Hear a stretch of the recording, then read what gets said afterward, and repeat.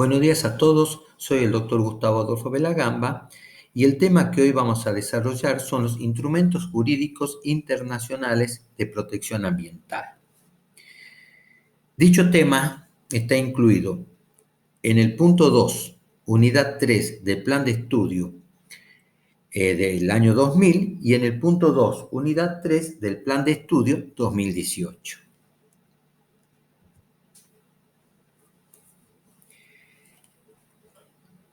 Sabemos bien que desde la aparición misma del hombre sobre la faz de la Tierra, este fue transformando el mundo aún con su sola presencia y fue contaminando el ambiente poco a poco. No obstante, existir testimonios muy antiguos de cómo la humanidad intentó a su modo evitar, neutralizar, remediar los efectos adversos que la actividad humana provocaba al agua, al bosque, al aire, lo que hoy conocemos como elementos naturales. La historia del derecho ambiental, desde un punto de vista institucional, ha tenido varios hitos que son muy importantes de hacerlos resaltar. Comenzamos con la Edad Antigua. La Edad Antigua encontramos a la cultura romana que floreció entre los años 450 a.C. y se extendió hasta el año 565 después de Cristo. En dicho periodo encontramos que los recursos aguas, aire, tierra, flora, eran considerados como res communis, es decir, bienes que pertenecían a todas las personas, bienes comunes, y sobre ellos el ciudadano romano ejercía el derecho de uso y de abuso. Los particulares usaban los recursos mientras no afectaban en general a la naturaleza. ¿Por qué? Porque no existía ningún obstáculo legal o económico que impidiera ese uso y abuso de los recursos. En esta época encontramos otro ejemplo, las relaciones de vecindad. Así los vecinos se respetaban entre sí de tal manera que debían evitar la emisión de humo o de ruidos que pudieran ser perturbadoras para la comunidad. Las primeras normas en el derecho romano disponían sobre el uso técnico de los recursos. Implicaba, ante que nada, normas morales que estaban incorporadas al derecho positivo. El derecho al uso subsistió hasta que apareció el desastre ecológico. En una segunda etapa tenemos la industrialización. En el año 1845 comienza la revolución industrial o industrialización en Inglaterra, la cual se expande a través de los países europeos y luego llega a América. ¿Qué entendemos por industrialización? Industrialización significa una gran transformación socioeconómica, tecnológica y cultural para toda la humanidad. Ese proceso de industrialización representa el aspecto más dinámico del fenómeno del desarrollo. Esto quiere decir que es evidente que los países que hoy están desarrollados han pasado por ese proceso de industrialización que ha modificado la estructura de todo su sistema. El proceso de industrialización afectó al medio ambiente a través de un impacto directo, como ser la ocupación del espacio, la utilización de los recursos naturales, la generación de residuos, ya sean en desechos o en contaminantes, como también indirectamente al provocar alteraciones en la dinámica social.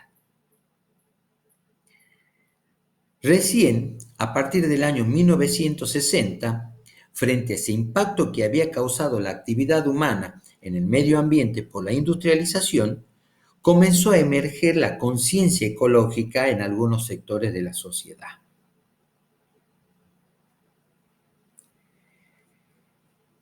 En el año 1972 se celebró la Conferencia de las Naciones Unidas sobre el Medio Humano o Conferencia de Estocolmo en junio del año 1972.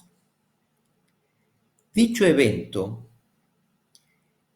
fue el que convirtió al medio ambiente en un tema de relevancia a nivel internacional. En dicha conferencia se reunieron tantos países desarrollados como no desarrollados y emitió una declaración de 26 principios y un plan de acción con más de 100 recomendaciones. De esa manera podemos decir que la Declaración de Estocolmo sobre el medio humano y sus principios formaron el primer cuerpo de una legislación blanda para cuestiones internacionales relativas al medio ambiente. Por primera vez en dicha conferencia, en esta conferencia de Estocolmo, por primera vez los países que estaban en la misma trataron el tema de la contaminación transfronteriza y la degradación ambiental. A la par, el principio 1 de la Declaración de Estocolmo considera a la humanidad como el bien más preciado de la Tierra. Por lo tanto, esto es primordial y significativo en el desarrollo del tema de la protección del medio ambiente. Así, en el principio 1 de la Declaración de Estocolmo establecía: el hombre tiene el derecho fundamental a la libertad, la igualdad y a condiciones de vida satisfactorias en un ambiente cuya calidad de vida le permita llevar una vida digna y gozar de bienestar. Y tiene el deber solemne de proteger y mejorar el medio para las generaciones presentes y futuras. A la par, dentro, ¿no es cierto?, de los principios, la motivación de ellos fue muy importante. Así tenemos que los recursos naturales deben preservarse en beneficio de las generaciones presentes y futuras, que es lisa y llanamente la formulación del principio de desarrollo sostenible. Además, se debe promover el desarrollo económico sin afectar la capacidad del planeta para producir recursos minerales para las generaciones presentes y venideras. Además, tenían en cuenta que los recursos no renovables deben de emplearse de forma que se evite su agotamiento, que las descargas de sustancia tóxica y la liberación de calor deben realizarse únicamente en cantidades que puedan ser neutralizadas y que no causen daño irreparable a los ecosistemas. Otras recomendaciones son que se debe utilizar la investigación científica para evitar y combatir las amenazas al medio ambiente y que debe fomentarse la educación en cuestiones ambientales. La responsabilidad de los estados de garantizar que la actividad bajo su jurisdicción no causen daños al ambiente de otros estados. Y la declaración estableció además el principio de cooperación, al reconocer que los países debían unir esfuerzos para hacer frente a los desafíos globales de nuestro entorno común. Además, la Asamblea General de las Naciones, ONU, el día 5 de junio de 1972, creó el Programa de las Naciones Unidas para el Medio Ambiente, PUMA. Dicho organismo tiene como función el coordinar las actividades relativas al medio ambiente, además asistiendo a los países en la implementación de políticas medioambientales y fomentar el desarrollo sostenible. La misma Asamblea General de las Naciones Unidas estableció el día 5 de junio como Día Mundial del Medio Ambiente.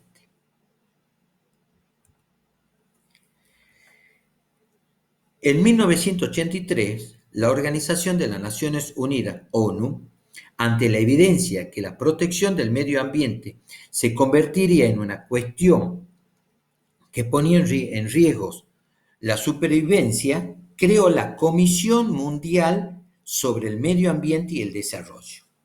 La misma estaba presidida por la doctora Gro Harlem Brundtland,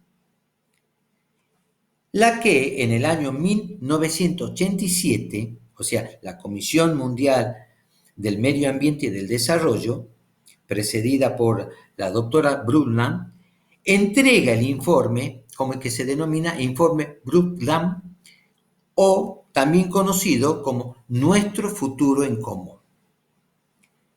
El tema principal de este informe fue formalizar el concepto de desarrollo sostenible, estableciendo que el desarrollo sostenible es el desarrollo que satisface las necesidades actuales de las personas sin comprometer la capacidad de las futuras generaciones para satisfacer las suyas.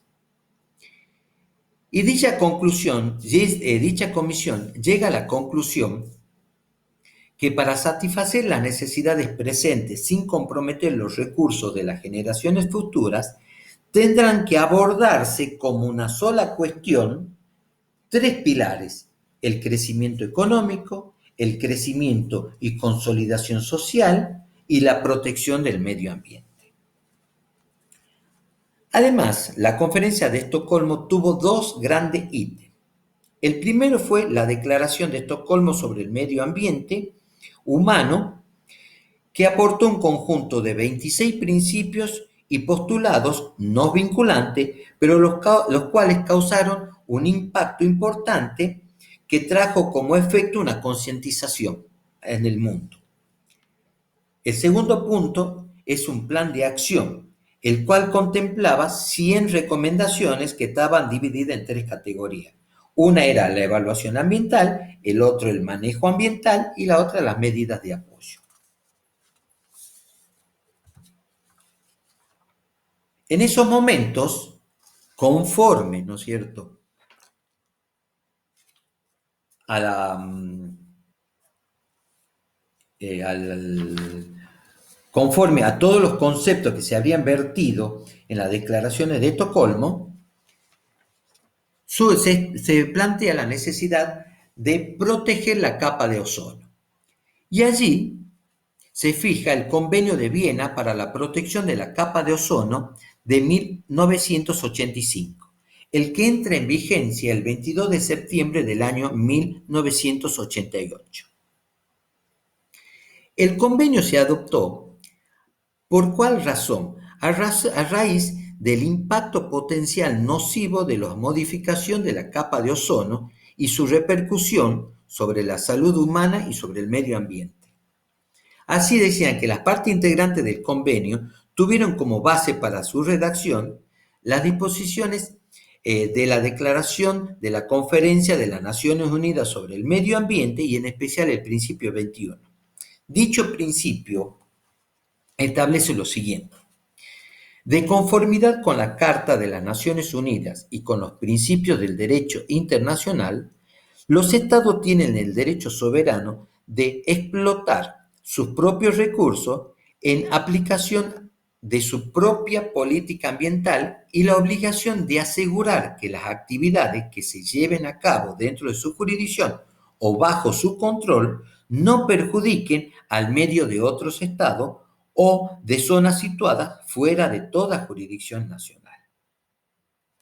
De esa manera, era necesario determinar varios conceptos y en el Convenio de Viena preestablecen qué se entiende por capa de ozono o qué son los efectos adversos.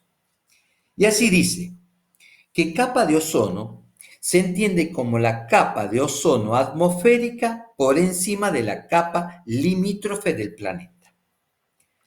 Se entiende por efectos adversos, se va a entender a los cambios en el medio físico o las biotas, incluidos los cambios en el clima que tienen efectos deleterios significativo para la salud humana o para la composición, resistencia y productividad de los ecosistemas. ¿Cuál fue el objetivo propio entonces de dicho convenio? Entonces, el objetivo fue alentar a las partes a promover la cooperación a través de las observaciones sistemáticas, de la investigación, del intercambio de información sobre los impactos de las actividades humanas que producían en la capa de ozono para adoptar medidas legislativas y administrativas que pudieran producir efectos adversos en la capa de ozono. En conclusión, los objetivos fueron el compromiso relativo a la investigación y a las observaciones científicas, cooperar en las esferas jurídicas, científicas y tecnológicas, y la transmisión de información.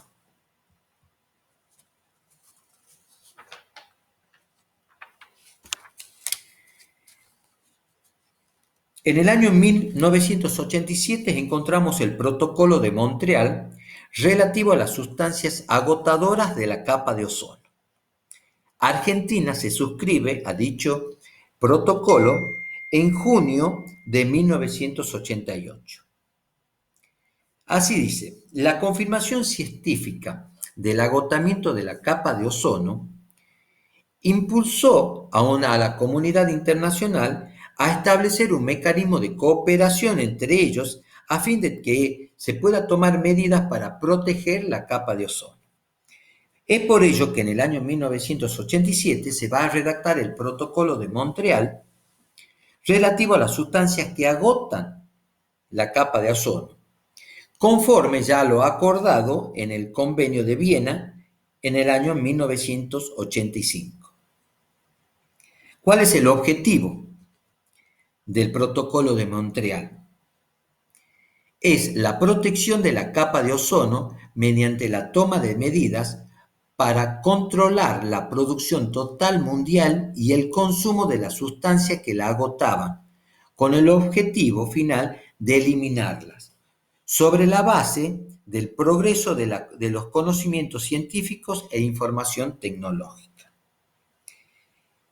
Es así que el Protocolo de Montreal exigió el control de casi 100 sustancias químicas en variadas categorías, y el mismo tratado estableció un calendario para ir eliminándolas gradualmente a dicha sustancia y también eliminar gradualmente el consumo de las mismas hasta tener el objetivo que era eliminarlas por completo.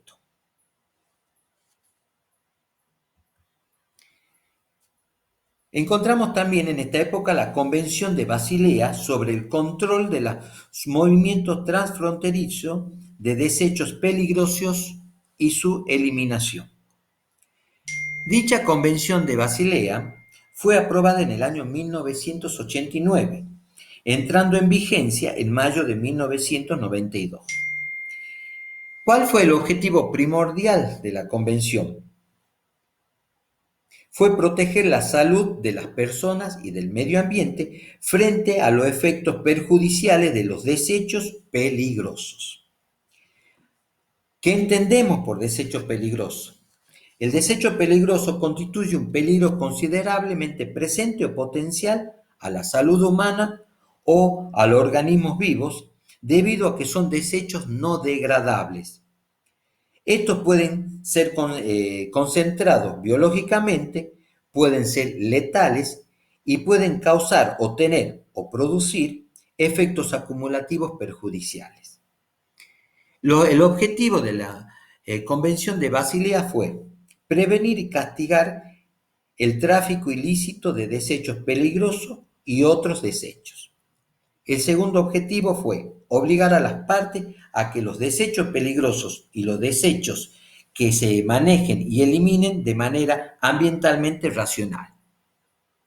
El tercero, que las partes minimicen las cantidades de desechos que estuviesen, que atraviesen fronteras y que traten y eliminen los desechos lo más cerca posible de los lugares que generaba.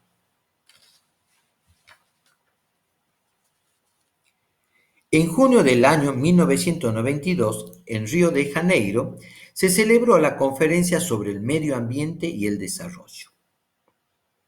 Sabemos ya bien y aclarado que en el año 1972 en Estocolmo se realizó la primera cumbre de tierra por iniciativa de Suecia conjuntamente con la ONU. En ella se produjo la Declaración de Estocolmo, orientada hacia la normalización de las relaciones de los seres humanos con el medio ambiente. Por esa razón es reconocida como el inicio de la conciencia moderna, política, pública de los problemas ambientales globales. 20 años después, se realizó la segunda cumbre de tierra en Río de Janeiro, Brasil. La cumbre de Río del año 1992 fue una reunión fundamental donde se sentaron las bases para afrontar las múltiples amenazas que recaen sobre la vida en la Tierra y con miras a qué? A una protección hasta el siglo XXI. Dicha cumbre culmina con la Declaración de Río sobre el Medio Ambiente y desarrolla 27 principios. Esta conferencia, conocida como Cumbre para la Tierra, tuvo como objetivo dos puntos principales. En primer lugar, sentar las bases para lograr un equilibrio entre las necesidades económicas, sociales y ambientales de las generaciones presentes y futuras. Y el segundo objetivo, establecer una alianza mundial entre los estados, los sectores clave de las sociedades y las personas para proteger la integridad del sistema ambiental y de desarrollo mundial.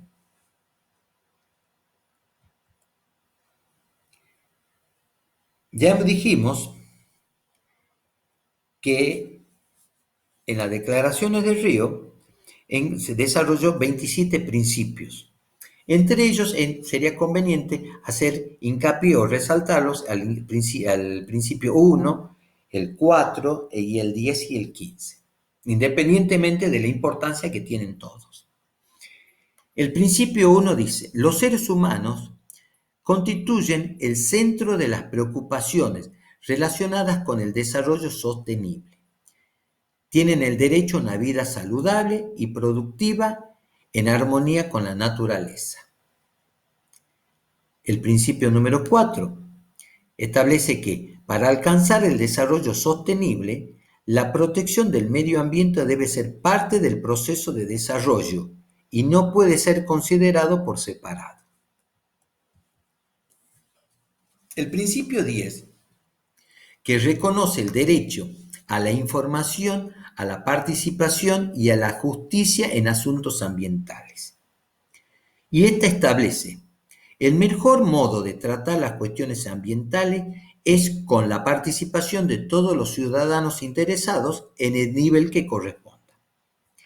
El plano racional: toda persona deberá tener acceso adecuado a la información sobre el medio ambiente de que dispongan las autoridades públicas, incluida la información sobre los materiales y las actividades que encierran peligro en sus comunidades, así como la oportunidad de participar en los procesos de adopción de decisiones. Los estados deberán facilitar y fomentar la sensibilidad y la participación de la población, poniendo la información a disposición de todos.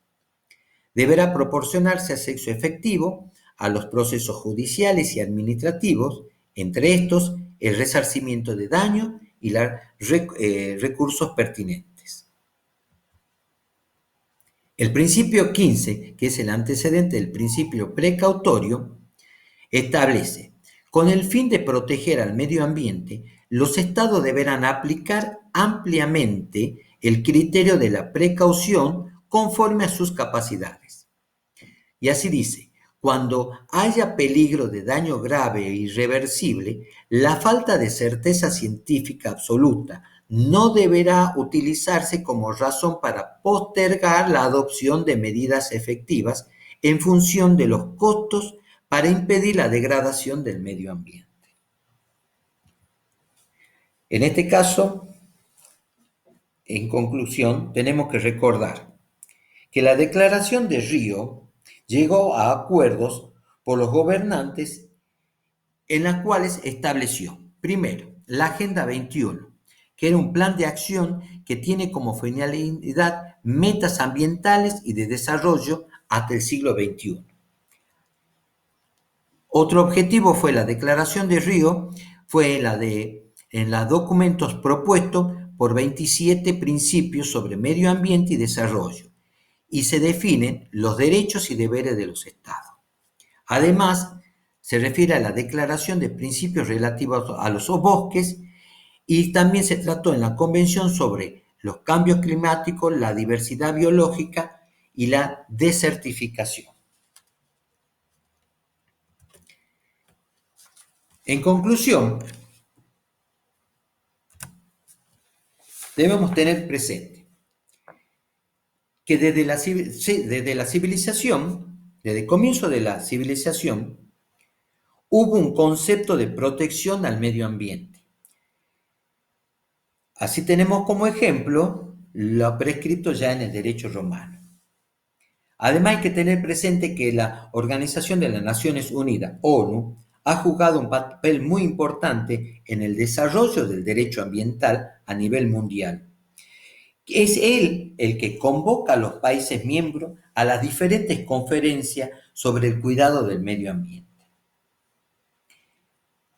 Y todos los conceptos que surgieron en esas conferencias, en estos acuerdos, van a servir para diseñar las políticas públicas que van a tener en cuenta el concepto de un desarrollo sostenible. Y este desarrollo sostenible debe armonizar en los tres pilares. ¿Cuáles eran? Recordemos, el crecimiento económico, el crecimiento y consolidación social y la protección del medio ambiente. Tengamos claro que el derecho ambiental siempre está en constante evolución. Es errático como lo es la misma naturaleza y el impacto de la actividad del hombre sobre ella.